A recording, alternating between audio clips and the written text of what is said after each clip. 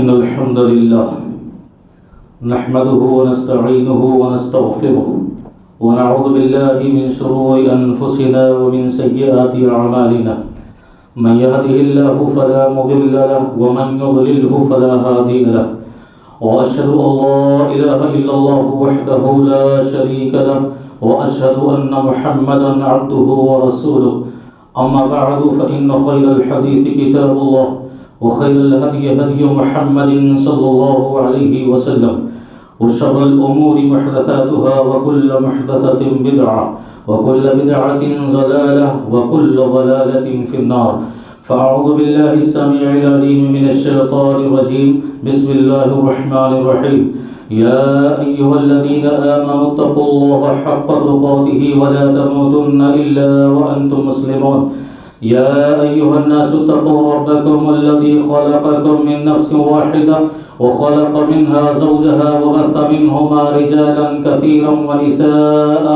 واتقوا الله الذي تساءلون به والأرحام إن الله كان عليكم رقيبا يا أيها الذين آمنوا اتقوا الله وقولوا قولا سديدا يصلح لكم أعمالكم ويغفر لكم ذنوبكم ومن يطع الله ورسوله فقد فاز فوزا عظيما وقال الله عز وجل بسم الله الرحمن الرحيم ولا تحسبن الله غافلا عما يعمل الظالمون انما يؤخرهم ليوم تشخص فيه الابصار۔ سب سے پہلے تمام قسم کی حمد و ثنا بڑائی کبریائی اور بزرگی اس اللہ عز و جل کے لیے لائق و زیبا ہے جس نے ہمیں اور آپ کو اس دنیا میں پیدا فرمایا۔ بے شمار درود و سلام نازل ہو تمام نبیوں، پیغمبروں اور رسولوں پر، خصوصاً تاجدار مکی و مدنی احمد مصطفیٰ محمد مصطفیٰ صلی اللہ علیہ وسلم پر۔ حضرات، خطبہ مسنونہ کے بعد سورہ ابراہیم کی جو آیت پڑھی گئی ہے، اس آیت میں اللہ تبارک و تعالی نے پیارے نبی سے مخاطب ہو کر کے فرمایا کہ آپ ہرگز یہ نہ سمجھیے کہ اللہ ظالموں کی حرکتوں سے غافل ہے، بے خبر ہے۔ وہ تو انہیں مہلت دیتا ہے اس دن کے لیے جس دن کی آنکھیں پتھرا جائیں گی، آنکھیں پھٹ جائیں گی۔ اس آیت میں اللہ نے بندوں کو ظلم کرنے سے منع کیا ہے اور ظالم کا ساتھ دینے سے بھی روکا ہے، اور ساتھ ہی ساتھ میں اللہ نے اپنا ایک قانون اور اپنا ایک دستور بتایا ہے کہ وہ ظالم کو مہلت ضرور دیتا ہے، وہ ظالم کو چھوٹ اور آزادی ضرور دیتا ہے، اور وہ دھوکے میں آ کر اور بھی ظلم کرنے لگتا ہے، اور پھر ایک دن آتا ہے کہ وہ اللہ کی گرفت میں آ جاتا ہے اور اللہ کے عذاب کا شکار ہو جاتا ہے۔ اسی آیت کی روشنی میں آج کے خطبہ جمعہ میں ظلم کے حوالے سے کچھ گفتگو آپ کے سامنے کرنے جا رہا ہوں، اس لیے کہ ظلم یہ زندگی کا ہمارا حصہ بن چکا ہے۔ ہم یا تو ظلم کر رہے ہیں یا تو پھر ظلم سہ رہے ہیں، اور یہ اہل علم نے ظلم کی بنیادی طور پر 3 قسمیں بتلائی ہیں۔ پہلی قسم یہ ہے کہ بندہ اللہ کے حق میں ظلم کرے۔ وہ خالق ہے، وہ ہمیں پیدا کرنے والا ہے، وہ ہمارا مربی اور پالنہار ہے، اس کی عبادت کو چھوڑ کر کسی اور کی عبادت اور بندگی کریں، جسے قرآن نے شرک کہا ہے۔ اپنی حاجت روائی، اپنی مشکل کشائی، اپنی ضرورتیں، اپنی مرادیں، اپنی منتیں، اپنی سماجتیں، اپنی فریادیں، اپنی مصیبتیں، اپنی تکلیفیں، اپنی پریشانیاں، یہ تمام چیزیں بجائے اللہ کو اس معاملے میں پکارنے کے کسی اور کو پکارا جائے، یہ شرک ہے۔ اور اہل علم نے کہا کہ اظلم الظلم الشرک، کائنات کا سب سے بڑا ظلم شرک ہے۔ یا بنی لا تشرک باللہ ان الشرک لظلم عظیم، لقمان حکیم نے کہا کہ بیٹے اللہ کے ساتھ شرک نہ کرنا، اس لیے کہ یہ سب سے بڑا ظلم ہے۔ تو یہ ظلم کی سب سے پہلی قسم ہے اور سب سے بدترین قسم ہے۔ دوسری قسم ہے مخلوق پر بندہ ظلم کرے، اپنے جیسے انسانوں پر ظلم کرے، کائنات کے حیوانوں پر ظلم کرے، کائنات کے پرندوں پر ظلم کرے، کائنات میں موجود ہر ذی روح، ہر جاندار پر کسی بھی طرح کا ظلم کرے. دیکھو ظلم ہم یہ سمجھتے ہیں کہ انسان پر کرے تو ظلم ہے، لیکن ظلم کا معنی بہت ہی وسیع ہے، بہت ہی کشادہ ہے. کائنات کی ہر ذی روح پر ظلم ہے، ظلم کیا جائے تو ظلم ہوتا ہے. اور تیسری قسم ہے خود اپنے آپ پہ ظلم کرنا. خود اپنے آپ پہ ظلم کرنا، گناہ کر کے، معصیت کر کے، نافرمانیاں کر کے، اللہ سے بغاوت کر کے. اللہ نے فرمایا کہ پچھلی قومیں، پچھلی امتیں، پچھلے لوگ جو دنیا میں آ کے گزرے اور اللہ کے عذاب کے شکار ہوئے، اللہ کے سزاؤں کے مستحق ہو کے تباہ اور برباد ہو گئے. آپ جانتے ہیں میرے بندو، یہ سب کے سب اپنے گناہوں کے عوض اللہ کے عذاب میں گرفت ہوئے. وما كان الله ليظلمهم ولكن كانوا انفسهم يظلمون. اللہ ظلم نہیں کرتا، لوگ گناہ کر کے خود اپنے آپ پہ ظلم کر لیتے ہیں اور اللہ کے عذاب کو دعوت دیتے ہیں اور اللہ کے عذاب کے مستحق قرار پاتے ہیں. تو یہ وہ تین قسمیں ہیں. لیکن عموماً جب ظلم پر گفتگو ہو اور بحث کی جائے تو مراد جو دوسری قسم ہے مخلوق پہ ظلم، وہ سمجھا جاتا ہے، اور اسی کے سلسلے میں آج گفتگو کرنی ہے. ہم اور آپ ظلم کرتے ہیں اپنے رشتہ داروں پر، اپنے عزیز و اقارب پر، اپنے بھائیوں پر، اپنے دوستوں پر. یہ ظلم جو ہم اور آپ کرتے ہیں، اس سلسلے میں شریعت نے ہمیں اور آپ کو بڑا حساس مزاج دیا ہے اور یہ پیغام دیا ہے کہ دیکھو، نہ ظلم کرو نہ ظالم بنو. کیوں؟ اس لیے کہ اتقوا الظلم فإن الظلم ظلمات یوم القیامہ، کہ ظلم سے بچتے رہو، اس لیے کہ یہ ظلم بروز قیامت تاریک بن کر آئے گا، اندھیرا بن کر آئے گا. وہ حشر کا میدان جہاں روشنی کی تلاش ہوگی، جہاں نور کی جستجو ہوگی، وہاں ظالم اندھیروں میں بھٹک رہا ہوگا، اسے نور نہیں ملے گی، اسے روشنی نہیں ملے گی، وہ پلسرات پر کٹ کے گرے گا، وہ حشر کے میدان میں بھٹک بھٹک کر راہوں میں گرتا ہوا چلے گا. یہ وہ ظالم ہوگا جس کو حشر میں یہ حشر ہوگا. اور اس دنیا میں بھی، یہ تو آخرت کا معاملہ ہے، دنیا میں بھی ظلم سے کبھی تاریکی مصیبت کی شکل میں آتی ہے، کبھی اندھیرا تکلیفوں کی شکل میں آتی ہے. یہاں بھی انسان بچتا نہیں ہے، یہاں بھی انسان نہیں بچتا. اللہ نے کیا فرمایا؟ یا عبادی انی حرمت الظلم علی نفسی وجعلتہ بینکم محرما فلا تظالموا. کہ میرے بندو، میں نے اپنے آپ پہ ظلم کو حرام کر لیا ہے. اللہ کہہ رہا ہے میں کسی پر ظلم نہیں کرتا. وجعلتہ بینکم محرما، اور تمہارے آپس میں ایک دوسرے پر ظلم کرنے کو بھی ہم نے حرام قرار دے دیا ہے. فلا تظالموا، تو تم آپس میں ایک دوسرے پہ ظلم نہ کرو، ایک دوسرے کو نہ ستاؤ. اور یہ ظلم اللہ کو اس قدر ناپسند ہے، اللہ ظلم سے اتنی زیادہ نفرت کرتا ہے کہ ذرا اندازہ کرو، سوچو کہ کائنات کے یہ بے زبان جانور، کائنات کے یہ حیوانات جن کے لیے قانون جزا اور سزا نہیں ہے، نہ ان کے لیے جنت ہے اور نہ ان کے لیے جہنم ہے، لیکن اللہ کو ظلم اتنا ناپسند ہے کہ اگر بے زبان جانور بھی آپس میں ظلم کرے تو وہ بھی قانون جزا اور سزا کی زد پہ آ جاتے ہیں. تبھی تو حدیث میں اللہ کے نبی صلی اللہ علیہ وسلم نے ارشاد فرمایا کہ اس دنیا میں اگر ایک سینگ والی بکری نے بغیر سینگ والی بکری کو سینگ ماری ہوگی تو بروز محشر اور حشر کے میدان میں دونوں بکریوں کو لایا جائے گا، اور جسے سینگ نہ تھی اسے سینگ دی جائے گی، اور اس سے کہا جائے گا کہ اس کے پاس سینگ تھا اور دنیا میں اس نے تجھے مارا تھا، آج لے لے بدلہ اس سے. سوچو ذرا، وہ جانور جن کے لیے نہ جنت ہے نہ جہنم ہے، وہ جانور جن کے لیے نہ جزا ہے نہ سزا ہے، لیکن اس کے باوجود وہ ظلم کرنے پر قانون جزا سزا کی تھوڑی دیر کے لیے زد پہ آ جاتے ہیں، اللہ کی گرفت میں آ جاتے ہیں. تو ہم تو انسان ہیں، ہم تو عقل والے ہیں، ہم تو ہوشیار ہیں، ہمارے لیے تو شرعی قوانین ہیں، ہم تو دانشور ہیں، ہم تو سوچ بوجھ سمجھ رکھنے والے ہیں. پھر ہم اگر ظلم کریں تو ہم اللہ کی گرفت سے کیسے بچیں گے؟ اللہ کے عذاب سے کیسے بچ سکتے ہیں؟ اور اللہ کی سزاؤں کے کیسے نہ ہم اور آپ مستحق قرار پا سکتے ہیں؟ اللہ کو اس قدر ظلم ناپسند ہے.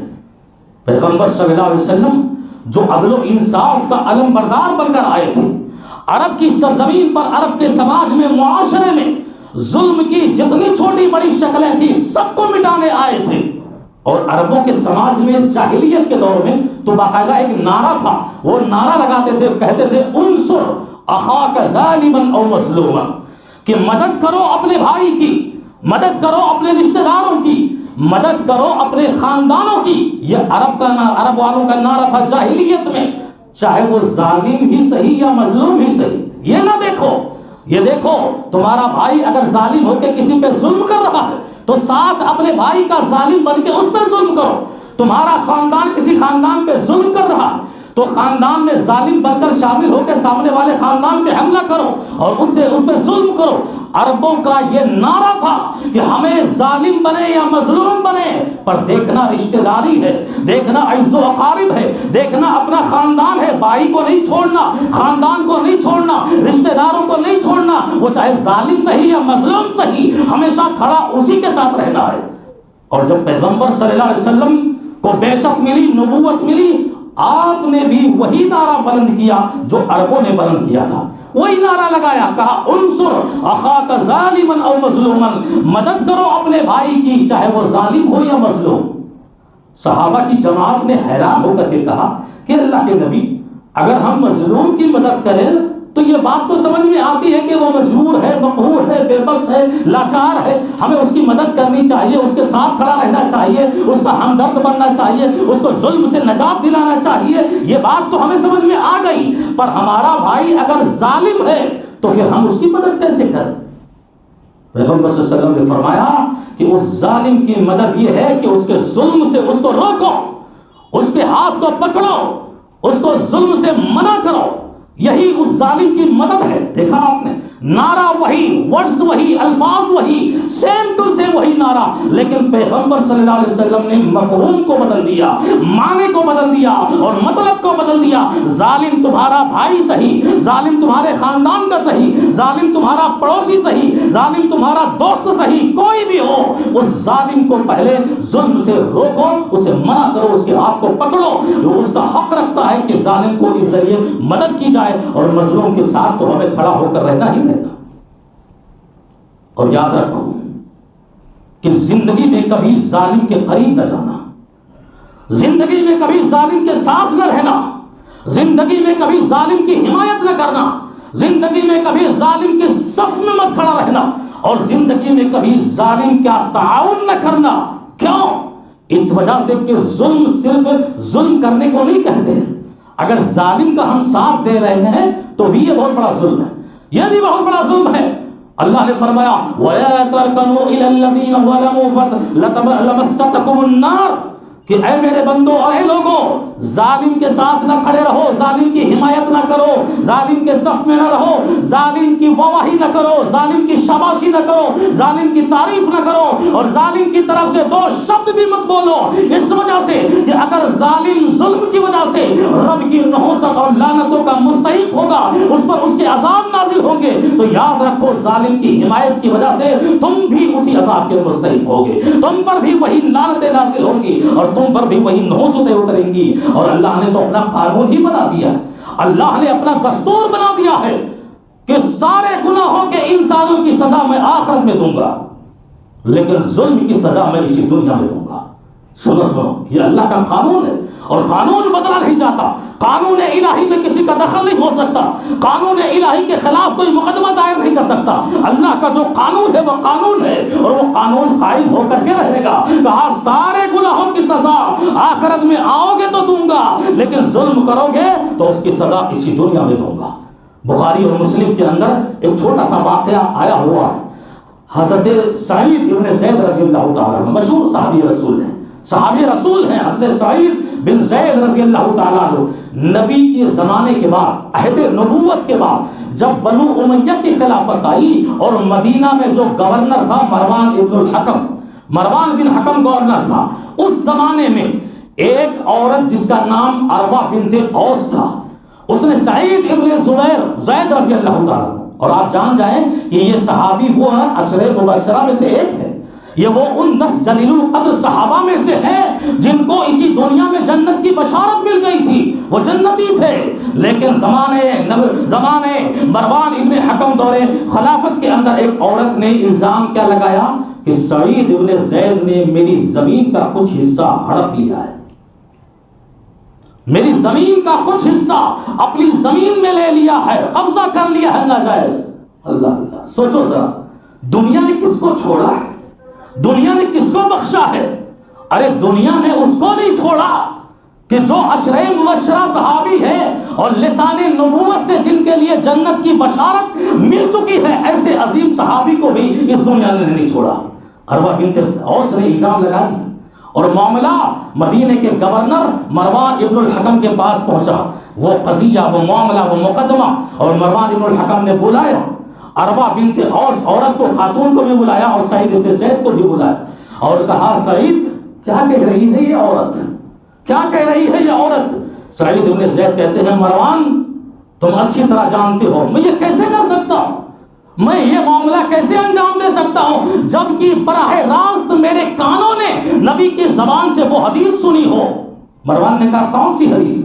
کہا پیغمبر نے فرمایا کہ اس دنیا میں ایک بالشت زمین پر بھی اگر کسی نے ناجائز قبضہ کیا، ایک بالشت زمین کی بھی اگر کسی نے کسی کو ناجائز طور پر ہڑپ کر لیا تو قیامت کے روز زمینوں کا 7 توق اس کے گلے میں پہنایا جائے گا۔ ایسی حدیث سننے کے بعد میں کیسے یہ کر سکتا ہوں؟ مروان ابن الحکم نے کہا کہ بس کرو، آپ سے میرا یہی گمان تھا، آپ کے لیے میرا یہی گمان تھا، آپ سے مجھے کوئی دلیل نہیں چاہیے، اب چاہیے۔ لیکن صحابی رسول اور اس جنتی صحابی کو اتنا ٹھیس پہنچا، اتنی تکلیف پہنچی، اتنا درد ہوا کہ مجھ کو بھی دنیا نے نہیں چھوڑا اور مجھ پر بھی الزام لگا دیا، مجھ پر بھی تہمت لگا دی۔ وہی کھڑے کھڑے انہوں نے اللہ سے دعا کی، اللہم ان کانت کاذبۃ فعامی ابصارها واقتلها فی ارضها، پروردگارا اس عورت نے مجھ پر الزام اور تہمت لگائی ہے، تو جانتا ہے کہ میں سچا ہوں، اگر یہ عورت جھوٹی ہے تو اس کو اندھا کر دے، اس کو نابینا کر دے، اس کے آنکھوں کی روشنی چھین لے، اور واقتلها فی ارضها، اور اسی زمین پہ اس کی موت دے، اس کو موت دے جس زمین کو اس نے دعویٰ کیا ہے اور جس زمین کو لے کر یہاں مقدمہ دائر کیا ہے۔ حدیث کے جو بیان کرنے والے راوی ہے وہ کہتے ہیں کہ میں نے اپنی زندگی میں اس عورت کو نابینا ہوتا ہوا دیکھا ہے، اس عورت کے اندھا پن کو دیکھا ہے، راستے ٹٹول کے چل رہی تھی اور زبان سے کہہ بھی رہی تھی اصابتنی سعد، مجھ کو سعد کی بد دعا لگ گئی، اور میری آنکھوں کی روشنی چھین لی گئی۔ یہ حال ہوا اور پھر ایک دن وہ آیا کہ ٹٹول کے چل رہی تھی اور زمین کے اسے حصے پر پہنچی جس زمین کو لے کر اس نے جھوٹا دعویٰ کیا تھا، اور اس زمین پہ ایک گڑھا تھا، گڑھے میں گری اور مر گئی۔ دیکھا آپ نے؟ اسی لیے کہا جاتا ہے کہ ظالم کتنا بڑا عہدیدار کیوں نہ ہو، ظالم کتنا بڑا امیر کبیر کیوں نہ ہو، ظالم کتنے بڑے کوٹھیوں میں رہنے والا کیوں نہ ہو، وہ کتنی بڑی گاڑیوں میں چلنے والا کیوں نہ ہو، اور ظالم کتنا بڑا بادشاہ کیوں نہ ہو، بہت کمزور ہے وہ، بہت کمزور ہے وہ۔ اور ایک وہ مظلوم جو غریب سہی، جو مجبور سہی، جو لاچار سہی، جو کچھ بول نہیں سکتا، جو کچھ کہہ نہیں سکتا، لیکن آپ یاد رکھو وہ بہت طاقتور ہے، وہ بہت مضبوط ہے، اس لیے کہ پیغمبر نے فرمایا اتقی دعوت المظلوم فإنه ليس بينها وبين الله حجاب، کہ لوگوں مظلوم کی بد دعا سے بچتے رہو، اس لیے کہ اللہ کے بیچ اور اس کے بیچ کوئی پردہ حائل نہیں ہوتا۔ مظلوم کی ایک آہ ظالم کو برباد کر کے رکھ دیتی ہے، مظلوم کی ایک آہ کوٹھیوں کو ویران کر کے رکھ دیتی ہے، مظلوم کی ایک آہ اور ایک چیخ اور ظالم اور امیر آدمی کو فنا کر دیتی ہے، خاندان کو تباہ کر کے رکھ دیتی ہے۔ آپ ہمیشہ مظلوم کی بد دعا سے بچتے رہو، اور یہی نصیحت تو اللہ کے نبی صلی اللہ علیہ وسلم نے اپنے پیارے صحابہ معاذ ابن جبل کو اہل یمن کی جانب بھیجتے ہوئے کہا تھا کہ اے معاذ، دعوت دینا ضرور اللہ کی طرف،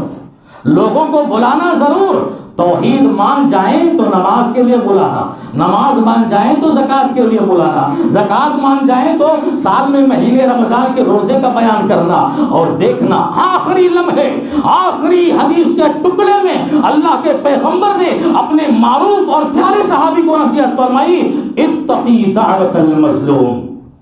دیکھنا تم سے کسی پر کوئی ظلم نہ ہونے پائے، کسی پر کوئی ستم نہ ہونے پائے، اگر ظلم ہو گیا تو اس کی بد دعا سے بچ نہیں پاؤ گے۔ سوچو ظلم اتنا خطرناک بیماری ہے اور اتنا خطرناک برائی ہے. اور ظالم آپ یاد رکھو اس کی عمر بھی لمبی نہیں ہوتی. ظالم کی عمر لمبی نہیں ہوتی. اگر وہ حکومت کرنے والا ہے اس کی حکومت لمبی نہیں ہوتی, زیادہ دیر تک نہیں چلتی. ظالم کی دولت زیادہ دیر تک اس کا ساتھ نہیں دیتی, ایک دن اس سے بے وفائی کر جاتی ہے, اس کی عمر لمبی نہیں ہوتی. آپ جانتے امام اہل السنہ والجماعہ احمد بن حنبل رحمۃ اللہ علیہ اہل حدیث اور بڑے بڑے امام گزرے ہیں. یہ اس وقت خلیفہ بنو عباسی اور ایک خلیفہ تھا مامون الرشید بادشاہ تھا. وہ اپنے وقت میں جو علماء تھے, جو مولوی تھے, جو پڑھے لکھے لوگ تھے, بہت ظلم کیا تھا اس نے. بہت ستائے تھے علماء کو انہوں نے, مولویوں کو بہت ستایا تھا انہوں نے, بہت ستم ڈھایا مولویوں کے اوپر. جانتے ہیں کہ خلق قرآن کا مسئلہ لے کر کھڑا ہوا اور جبرن زبردستی سب سے یہ کہلوانا چاہا کہ مانو قرآن مخلوق ہے. اور انہی علماء میں امام احمد بن حنبل رحمۃ اللہ علیہ بھی تھے جنہوں نے کہا قرآن مخلوق نہیں ہے, اللہ کا کلام ہے, یہ نہیں ہو سکتا. تو ان علماء کو مامون الرشید نے اتنا ظلم ڈھایا, اتنا ستم ڈھایا اور اتنا پریشان کیا, اتنی سزائیں دی کہ امام احمد بن حنبل رحمۃ اللہ علیہ کو لے جا کر جب قید خانے میں ڈال دیا, جیل خانے میں ڈال دیا. مامون الرشید کا جلاد خود بیان کرتا ہے, وہ خود کہتا ہے اپنے زبان سے کہ میں نے وہ کوڑا جو امام احمد بن حنبل کے پیٹھ پہ ماری تھی, وہ کوڑا اگر کسی ہاتھی پہ مارا جائے اللہ کی قسم وہ ہاتھی مارے در سے چیخ پڑے گا. یہ سزا دی تھی. لیکن امام احمد بن حنبل رحمہ اللہ کے ثبات قدمی میں لغزش نہ آئی, نہیں مانا انہوں نے. بہت سارے علماء ظلم سہ کر, ستم سہ کر سزائیں بھگت نہ سکے, جواب دے دیے اور انہوں نے بیان کر دیا, فتویٰ دے دیا کہ ہاں قرآن مخلوق ہے. اور وہ تو زبردستی کا معاملہ تھا, اللہ اس سے معاف کرے گا ان علماء کو بھی ظلم سے اور سزا سے مجبور. لیکن وہیں پر امام احمد بن حنبل استقامت رہے, قائم رہے, ثابت قدم رہے, کہا نہیں ہو سکتا, لاؤ قرآن سے کوئی دلیل, لاؤ حدیثوں سے کوئی دلیل جس سے یہ ثابت ہو رہا ہو کہ قرآن اللہ کا کلام نہیں بلکہ مخلوق ہے. لاؤ دلیل, میں فتویٰ دے دوں گا, میں مان جاؤں گا. مامون الرشید اس وقت مقام ترسوس میں تھا, ایک جگہ کا نام ہے مقام ترسوس, وہاں موجود تھا. جب اس نے دیکھا کہ سارے علماء مان گئے, سارے علماء نے فتویٰ دے دیا, چاہے وہ ظلمن ہو یا جبرن ہو کہ قرآن مخلوق ہے, لیکن احمد بن حنبل نے ابھی بھی نہیں مانا, انہوں نے ابھی بھی نہیں تسلیم کیا اور انہوں نے ابھی بھی فتویٰ نہیں دیا. کیا کیا جانتے ہو؟ حکومت کے کارندوں سے کہا کہ امام احمد بن حنبل کو بغداد سے مقام ترسوس لے آؤ, میرے دربار میں لے آؤ, میرے پاس لا کر انہیں حاضر کرو. حکومت کے کارندے گئے اور یہاں امام احمد بن حنبل رحمۃ اللہ علیہ کو پتہ چل گیا کہ اب ظلم کو اور آگے بڑھایا جائے گا, سزائیں اور دی جائیں گی, ہمیں اور ستایا جائے گا. یہ ایک سلسلہ اور شروع ہوگا جب ہم پہنچیں گے مامون الرشید بادشاہ کے دربار میں. اور جیسے ہی حکومت کے کارندے لے کر چلے, گھٹنوں کے بل بیٹھ گئے سبھی. امام احمد بن حنبل رحمۃ اللہ علیہ گھٹنوں کے بل زمین پر بیٹھ گئے اور اپنی آنکھوں کو آسمانوں کی جانب اٹھایا, کہا سیدی غر حلمک علی الفاجر وتجبر علی اولیاء, کہ اے پروردگارا, اے اللہ, تو دیکھ نہیں رہا ہے تیری حلم و بردباری اور تیری سخاوت, تیری فیاضی اور تیرے مہلت دینا, تیرا ڈھیل دینا, تیرا چھوٹ دینا ظالم کو آج اتنا مہنگا پڑ رہا ہے کہ یہ بادشاہ اپنے بادشاہت کے غرور نشے میں مغرور ہو چکا ہے, یہ متکبر ہو چکا ہے اور یہ تیرے نیک بندوں کو ستا رہا ہے, یہ تیرے اولیاء کو پریشان کر رہا ہے. اے اللہ, تو اس کو اپنے عذاب میں گرفتار کر لے. یہ بد دعا نکلی اور ساتھ ہی یہ بھی بد دعا نکلی کہ اللہ میری زندگی میں مامون اور رشید کا چہرہ نہیں دکھا رہا, میں اس کا چہرہ نہ دیکھ سکوں. جانتے ہیں آپ امام احمد بن حنبل رحمۃ اللہ علیہ کو حکومت کے کارندے جیسے لے کر چلے, ابھی پہنچے نہیں تھے, بیچ راستے میں تھے کہ خبر آ گئی مامون رشید انتقال ہو گیا, مامون رشید رخصت ہو گیا اس دنیا سے. دیکھا, چہرہ نہیں دیکھا, بد دعا قبول ہو گئی اور اس کے ظلم اور ستم سے بھی انہیں نجات مل گئی. تو مظلوم کی بددعا یہ وہ ایک ہتھیار ہے، اسلحہ ہے اس کے پاس، اور وہ بہت طاقتور ہے۔ جب بھی وہ چیخے گا، جب بھی وہ پکارے گا، اور جب بھی وہ روئے گا، جب بھی وہ گڑ گڑائے گا، اور جب بھی وہ ظالم کے حق میں کوئی فیصلہ اللہ کی بارگاہ میں پہنچائے گا، وہ رب کا فیصلہ ہوگا اور ظالم کو سزا بھگتنی پڑے گی۔ دیکھیں ہمارے معاشرے میں بھی ظلم کی بہت ساری شکلیں ہیں، بہت ساری شکلیں۔ میں چند ایک شکلیں آپ کو بتاتا ہوں۔ ایک شکل ظلم کی بہت بڑی شکل ہے ناحق قتل کرنا، ناحق کسی کا خون بہانا۔ یہ غنڈے اور یہ گینگوار چلنے والے لوگ یہ نہ جانے کتنے لوگوں کے قاتل بنے، کتنوں کو قتل کرتے، یہ سمجھ کر کہ ان کے کاندھوں پر، ان کے سروں پر تمغہ لگے گا، نہیں، انہیں میڈل ملے گا قتل کرنے پر، نہیں۔ ہماری شریعت نے یہ پیغام دیا، ناحق قتل کرو گے ظلم ہے، چاہے ہندو کو قتل کرو ظلم ہے، مسلمان کو ناحق قتل کرو ظلم ہے، کرسچن کو ناحق قتل کرو ظلم ہے، بدھ مت کو ناحق قتل کرو ظلم ہے، کسی بھی انسان کو ناجائز اور ناحق قتل کرو گے یہ ظلم کی بدترین شکل ہے۔ اور پیغمبر صلی اللہ علیہ وسلم نے ارشاد فرمایا کہ جتنے بھی ناحق قتل ہوں گے، آدم کی وہ اولاد قابیل ہر قتل میں شامل ہوگا، ہر قتل میں شریک ہوگا، اس لیے کہ قابیل ہی وہ تھا جس نے دنیا میں پہلا قتل کیا تھا، اور انسان قتل کرنے کو جانتے نہیں تھے، انسانوں کو قتل کرنے کا انٹروڈکشن کرایا تھا، تعارف کرایا تھا، اس لیے ہر ناحق قتل میں وہ شریک ہوگا اور وہ شامل ہوگا۔ اسی طرح ظلم کی ایک اور شکل ہے یتیموں کا مال ظلمن کھانا۔ وہ بیچارہ لاچار ہے، مجبور ہے، بے بس ہے، باپ نہیں ہے، لاغر ہے، کمزور ہے، کبھی تو سمجھ بھی نہیں سکتا، وہ بول نہیں سکتا، اس کا کوئی رشتہ دار ہے، کوئی عزیز و اقارب ہے، کوئی دوست ہے، اور اس کے مال کو ناجائز طور پر ایک پائی بھی اگر کھایا ہے، ایک پائی بھی اگر کھایا یتیم کا مال، اللہ نے فرمایا ان الذین یاکلون مال الیتیم ظلما فی بطونہم نارا وسیصلون سعیرا۔ کہا غور سے سنو، یتیم کے مال کا ایک پائی بھی اگر کھایا ہے تو پیٹ میں مال نہیں بلکہ جہنم کی آگ اڈیل کے رکھا ہے، جہنم کی آگ ڈال کے رکھا ہے۔ اس لیے یتیموں کا مال معاشرے میں بہت زیادہ کھایا جاتا ہے، اس سے ہمیں آپ کو بچنا چاہیے۔ اسی طرح ایک ظلم کی اور شکل بھی ہے کہ حقدار کا حق احسان سمجھ کے لینا، حالانکہ جو حقدار ہے، جس کا جو چیز کا حق ہے، وہ تو ہمارے اوپر فرض ہے، قرض ہے، ہمیں تو دینا لازمی ہے، ضروری ہے، لیکن آج معاشرے میں بہت سارے لوگ ہیں کہ اگر حقدار کو حق بھی دیتے ہیں تو احسان سمجھ کے دیتے ہیں۔ مثلا کسی کو آپ نے قرض دیا تھا، وہ قرض کا پیسہ لا کر دے رہا ہے تو وہ سوچ رہا ہے کہ میں اس پہ احسان کر رہا ہوں،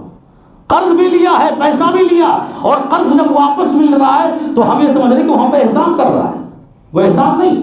اللہ کے نبی جناب محمد رسول اللہ صلی اللہ علیہ وسلم نے ارشاد فرمایا کہ قیامت کے روز 3 ایسے لوگ ہوں گے جن سے اللہ خود حق مانگے گا۔ اس میں سے ایک وہ شخص ہوگا، وہ مزدور ہوگا، وہ ملازم ہوگا کہ جو محنت مزدوری آپ کے یہاں کیا لیکن آپ نے بھرپور اجرت نہیں دیا، آپ کو کپڑے والا، دودھ والا، اور پرہیز کرا لیا، میڈیکل سے دوا لے لیا، بہت ساری چیزیں چھوٹی چھوٹی چھوٹے چھوٹے طبقے کے لوگوں سے آپ لے لیتے ہیں، اس کی قیمت دینے میں کتنا آپ ظلم کرتے ہیں، کتنا ستاتے ہیں آپ، ذرا اندازہ کرو۔ اور اسی طرح ظلم کی ایک اور بھی شکل ہے، ایک اور شکل ہے، وہ آخری آپ دیکھو بہت غور سے سننا، اختیار کا غلط فائدہ اٹھانا۔ آپ کوئی عہدیدار ہیں، آپ کوئی ذمہ دار ہیں، آپ کوئی منصب دار ہیں، آپ کو اللہ نے کسی عہدے پر فائز کیا ہے، بادشاہ ہے، خلیفہ ہے، کچھ بھی ہے، ذمہ دار ہیں، اس اختیار کا غلط فائدہ اٹھانا یہ ظلم کی بدترین شکل ہے۔ آدمی ہے، اس کی حاکم ہے، اپنے رعایا کو ستا رہا ہے، مالک ہے، اپنے مزدوروں کو رگڑ رہا ہے، مسل رہا ہے، کچل رہا ہے، کرسیوں پر بیٹھ کر اپنی انا دکھا رہا ہے، اپنا غرور دکھا رہا ہے، اور نہ آپ جانتے ہیں ابو مسعود رضی اللہ تعالیٰ عنہ مشہور صحابی رسول ہیں، ان کا بیان ہے کہ میں ایک مرتبہ اپنے غلام کو مار رہا تھا، اپنے غلام کو، خادم کو پیٹ رہا تھا، پیچھے سے آواز آئی ابو مسعود ہوشیار، ابو مسعود ہوشیار۔ ابو مسعود کہتے ہیں رضی اللہ تعالیٰ عنہ، میں نے پلٹ کے دیکھا تو وہ پیارے نبی صلی اللہ علیہ وسلم تھے، وہ پیارے نبی صلی اللہ علیہ وسلم تھے۔ کہا ابو مسعود، جس طرح اس غلام کو تم مار رہے ہو، اس غلام کو پیٹ رہے ہو، اور اس غلام پر ظلم کر رہے ہو، ستا رہے ہو، یاد رکھو جتنا اختیار تمہیں اس غلام پر ہے اس سے کہیں زیادہ اختیار اللہ کا تم پر ہے۔ حالانکہ وہ آقا تھے، مالک تھے، اور غلام کو مارنے کا ان کو اختیار تھا، اختیار میں تھے، مار رہے تھے، لیکن نبی نے کیا جملہ استعمال کیا؟ اگر یہی جملہ ہر عہدیدار، ہر منصبدار اور ہر ذمہ دار اپنی زندگی کی ہر سانسوں کے ساتھ لے کر چلے، ظلم کبھی نہیں ہو سکتا۔ پیغمبر نے کہا خبردار، جیسے تم آج اس پر اختیار رکھتے ہو، اس سے کہیں زیادہ اللہ تم پر اختیار رکھتا ہے۔ ابو مسعود یہ جملہ سن کر کانپ گئے، لرز گئے، ڈر گئے، سہم گئے۔ کہا اللہ کے نبی رکیے، آپ گواہ ہو جائیے، اس غلام پر میری آخری مار تھی، آج کے بعد میں اسے کبھی نہیں ماروں گا، آپ گواہ ہو جائیے اس پر۔ یہ بات کہہ تو دی، لیکن نبی کی زبان سے نکلا ہوا وہ جملہ ابو مسعود کے کلیجے کو نوچ رہا تھا، ابو مسعود کے دلوں کو ٹکڑے ٹکڑے کر رہا تھا، اور اس جملے پر ابھی بھی ابو مسعود کانپ رہے تھے، لرز رہے تھے، یہاں تک کہ یہ کہہ دیا کہ اللہ کے نبی ابھی اور رکیے، میں نے جو اسے ستایا ہے ابھی میں نے اس کو اس کا بدلہ نہیں دیا ہے، اس کا بدلہ نہیں دیا۔ وَلِلَّهِ الْحُرُّ، آپ گواہ ہو جائیے کہ میں اس غلام کو آزاد کرتا ہوں، میں اس غلام کو اپنی غلامی سے آزاد کرتا ہوں، آپ گواہ ہو جائیے اس بات پر، یہ اصل بدلہ ہوگا۔ اللہ کے نبی صلی اللہ علیہ وسلم نے پھر فرمایا کہ لَوْ لَمْ تُعْتِقْهُ لَمَسَّتْكَ النَّارُ، لَوْ لَمْ تُعْتِقْهُ لَمَسَّتْكَ النَّارُ، کہ اے ابو مسعود اگر آج تم نے اس غلام کو آزاد نہ کیا ہوتا تو تمہیں بھی نار جہنم کو چھونا پڑتا، نار جہنم تمہیں بھی چھو کے رہتی۔ تو ذرا اندازہ کرو کہ ظلم کی کتنی بڑی شکلیں چھوٹی بڑی ہمارے سماج اور معاشرے میں پنپ رہی ہیں۔ ہمیں اور آپ کو ظلم سے بچنا چاہیے، اور ظالم کی حمایت اور ساتھ میں رہنے سے اپنے آپ کو روکنا چاہیے، اور ظلم کی ہر وہ شکل کو مٹانے کی ہمیں پوری کوشش کرنی چاہیے۔ اللہ رب العزت سے دعا ہے کہ الٰہ العالمین ہمیں اور آپ کو ظلم سے ساری زندگی بچائے رکھے، اللہ ہمیں اور آپ کو ظالم کا ساتھ دینے سے ساری زندگی محفوظ رکھے، اللہ ہم سب کو انصاف کا علم بردار بنائے، اللہ ہم سب کو عدل سے کام لینے کی توفیق عطا فرمائے، اللہ ہم سب کو اسلام کی تعلیمات پر جینے اور مرنے کی توفیق عطا فرمائے۔ وآخر دعوانا الحمدللہ رب العالمین۔ حضرات، خطبے کے آخر میں ایک ضروری اعلان یہ ہے، دیکھیں یہ تو عام چیز ہے اور آپ سبھی جانتے ہیں کہ مسجد سے جو بھی شخص لگا ہو، ہر انسان کے دل میں اس کے لیے محبت ہوتی ہے، اس میں کوئی شک نہیں۔ مسجد سے کوئی بھی جڑا ہو، نمازی ہو، امام ہو، مصلی ہو، مقتدی ہو یا مؤذن ہو، کوئی بھی ہو، خادم ہو، مسجد ایسی جگہ ہے کہ اس سے لگایا ہوا رشتہ لوگوں کے دلوں میں محبت پیدا کرتا ہے۔ اور آپ جانتے ہیں کہ ہمارے بیچ جو ایک کبیر بھائی کر کے تھے، جو خاص کر جمعہ کے دن بڑی خوبصورت آواز میں اذان دیا کرتے تھے، کل ان کی وفات ہو گئی اور وہ دفن بھی کر دیے گئے، لہذا آپ حضرات سے گزارش ہے کہ آپ ان کے لیے دعائیں مغفرت کریں، اللہ ان کی خطاؤں کو معاف کرے، اللہ ان کی لغزشوں کو معاف کرے، اللہ انہیں جنت الفردوس میں جگہ عطا فرمائے۔ ایسے ہی ہمارے وہ تمام مسلمان بھائی جو ہمارے یہاں سے رخصت ہو گئے ہیں، اس دنیا سے چلے گئے، اللہ سارے مسلمانوں کی قبروں کو نور سے بھر دے، سارے مسلمانوں کو اللہ تو ان کی خطاؤں کو معاف کر دے اور انہیں جنت میں داخلے کی توفیق عطا فرمائے، آمین۔ بارک اللہ لنا ولکم فی القرآن العظیم ونفعنی آیات و ذکر الحکیم، انہ تعالی جواد کریم ملک بر رؤوف رحیم۔